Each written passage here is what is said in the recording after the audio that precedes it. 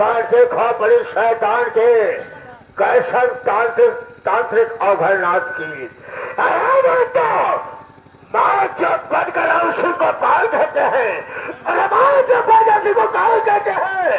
समाज के दरिंदे को तांत्रिक अवघरनाथ कहते हैं। बजरंग बली अंजनी पुत्र, अरे बजरंग बली अंजनी पुत्र, क्या शक्ति सर्व पर हो। आवा महतारी मैहर की जो बसी पहाड़ से ऊपर हो। कौन तुम्हें करते मांगेंगे, अरे कौन तुम्हें करते मांगेंगे। आप मेरा उपकार करो, भोले शंकर बढ़िया वाले इन दुष्टों का जयकार करो। विंध्यवासिनी आवा, अरे विंध्यवासिनी आवा, विंध्याचल छोड़ पहाड़ी को, काली आवक कर छोड़ा बंगाल की खाड़ी को। कल तो हमको डर रही, तो हमको डर रही। जुलम जैन, इस जुलम के रहने वाला मेरा नाम तांत्रिक अवघरनाथ है। एक बात है, मैं जिस शमशान घाट में बैठ करके पूजा कर रहा था, साथ ही साथ माँ श्याम दादा को बुला रहा था।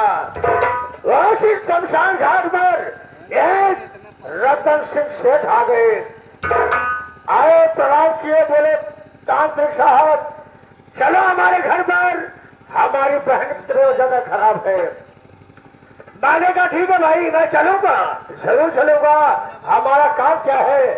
जब मैं शेर जी के घर गया, मैं क्या देख रहा हूँ, घर पर उनका एक मासूम बच्चा था, उनकी बीवी थी, सियानी उनकी बहन थी। वहां से मैं शराब के नशे में था। जब मैं उनकी बहन को देखा तो हमारी नीयत खराब हो गई। मैं शेर जी की बहन की चित लूटना चाहा, लेकिन मैं कर ही क्या सकता था। ऊपर सिधवा हराम कर मौजूद था।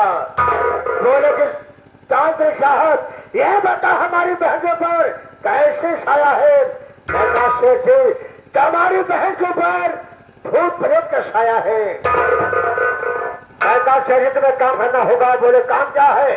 मैं कहा काम यह करना पड़ेगा, तुम्हें मार के जाना होगा, कुछ झाड़ फूक कर सामान लाना होगा।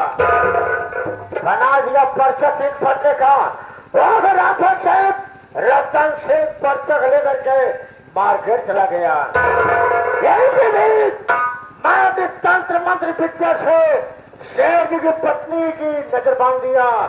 उसका नजर बर्बाद करके मैं उसके सामने उसके नंद की इज्जत लूटना चाहा, लेकिन रतन से मार कर जाने के बजाय वो ससुर वापस घर आ गया। सारा कारनामा देख लिया। सारा कारनामा देखने के बाद हमारे गाल पर ऐसा थप्पड़ मारा दोस्तों, ऐसा थप्पड़ मारा कि मैं शर्म से पानी पानी हो गया। उसको कुछ नहीं बोला, वापस शमशान घाट आ गया। 10 दिन के बाद फिर बचा घूमते घूमते तो मैं ये देखा शेर रतन सिंह के घर में ताला लगा है। कैसे कोई पता नहीं है। मैंने अगल बगल से पूछने लगा, भाई ये बताओ शेर रतन सिंह अपने परिवार के साथ कहाँ गए, कोई दिखाई नहीं दे रहा है, बताए।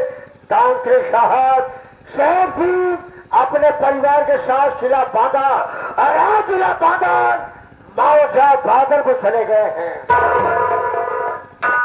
मैं सोचा ये सुबह मैं डर से भाग गया, लेकिन काम का तो भाग कर रहेगा। एक न एक दिन तांत्रिक अवघरनाथ के चंगुल में आ ही जाएगा। मैं बैठता हूँ, एक बड़ा चेला है जिसका नाम खुरखुन दिया है। मैं बैठ करके इंतजार करता हूँ, वो आता ही होगा। आओ बच्चे आओ।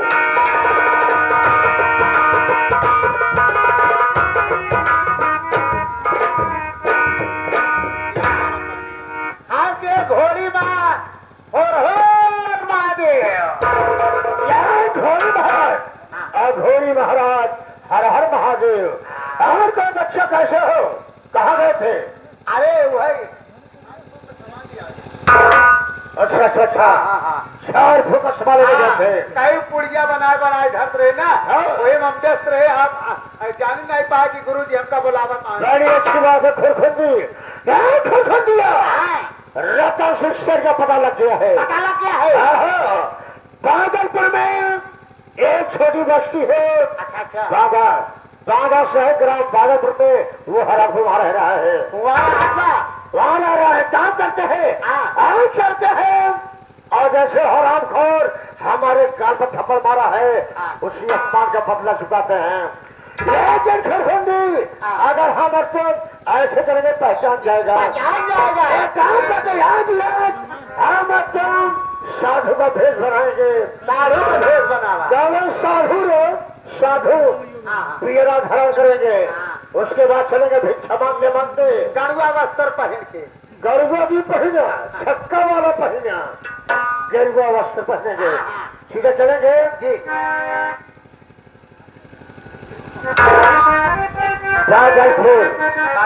लेकिन कैसे बता हमारे सामने हर बंदर से ये मुसलमानी में बच्चे और प्रेमी कलाकार कैसे बता अपने हर बंदर से लताओं में संगीत का संगीत लेखक आज आप सम्मानित अरविंद कुमार अकेला जी कैसे बता रहे नकारे के बोल रहे और ढोले में संगत कर रहे। आज आप सम्मानित नारायण प्रसाद पर्वत चटवारा प्रतापगढ़ वाले कैसे बता रहे हैं। और मजेले पर छोटा बेटा साजन कैसे बता रहा है। छोटा बेटा साजन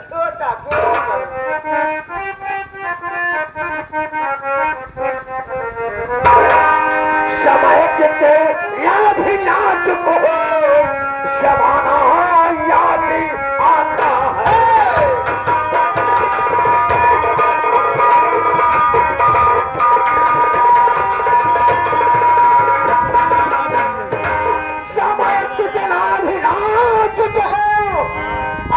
जमाना याद आता है। समय कितना भी नाजुक है, जमाना याद आता है।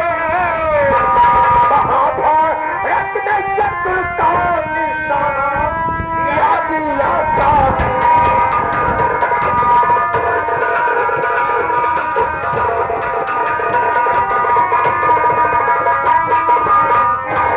समय कितना भी नाजुक हो, जमाना याद आता है।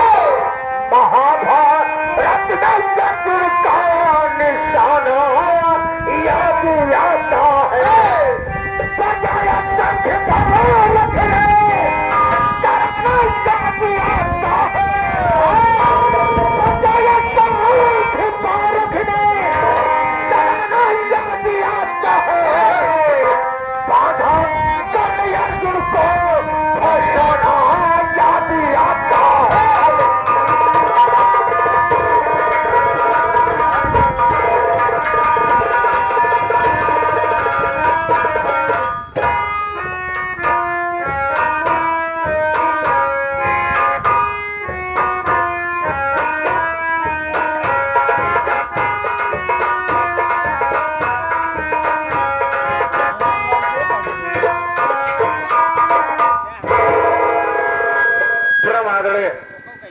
घरैया मालिक महोदय जी, प्रांगण में आए हुए पिता तुल्य बुजुर्ग, नौजवान साथी तथा मेरी माँ और बहनें, आज सबको हमारी तरफ से और हमारे पूरे पार्टी की तरफ से नंदन और वंदन हो बाबूजी। बाबूजी, आज सबको संगीत के माध्यम से यह बता देना चाहता हूँ कि मैं कौन हूँ और कहाँ का निवासी हूँ। आज सब गौर करिएगा। शहर बाबा शहर के बगल एक बादलपुर गांव है। उसी बादलपुर गांव का रहने वाला मेरा नाम रोहित है बाबूजी। घर में मुझसे एक छोटा भाई है जिसका नाम रंजीत है बाबूजी।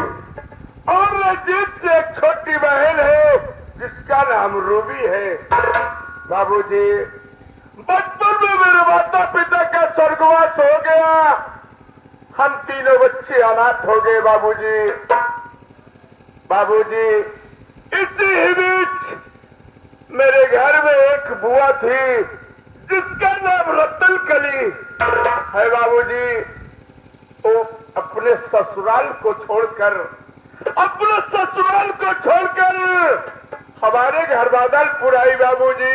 हम तेरे बच्चों की परवरिश किया, यहाँ तक कि हम दोनों भाई की शादी कर दिया। मेरी पत्नी का नाम रीता है और मेरी भायाहू का नाम राधा है बाबूजी। लेकिन आज मेरी कुछ दिली इच्छा है कि मैं अपने पूरे परिवार को इकट्ठा करके कुछ बातें करना चाहता हूँ, लेकिन न तो रीता दिखाई दे रही है न बहू दिखाई दे रही है। मैं चल रहा हूँ, राजकुमार से मुलाकात करूंगा तो जरूर बताएगा। प्रणाम बड़े भैया। खुश रहो। एक बात ये बताओ, हाँ भैया। ना तो तेरी भाभी रीता दिखाई दे रही है, ना तो छोटी बहू दिखाई दे रही है, ना तो बहन रूबी दिखाई दे रही है। भैया बात ऐसी है ना कि वो तूफान आया था तो लाइट कट गई, उस दिन नहीं बा और गर्मत बहुत आ नहीं बड़े अपने बगीचा में हर लोग चला गए हैं। अच्छी बात है। भैया यहाँ बड़ी भाभी आए, छोटी भाभी आए, दीदी आए, सब वहीं बैठा रहे और आते आवत हम देखबे न भाई जाते ही कहते कि भैया बुलावत है।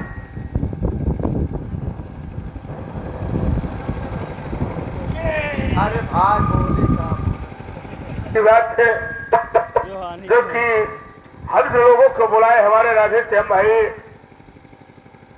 जो कि ड्राइवर साहब बड़ी मेहनत किए कि आज ये पार्टी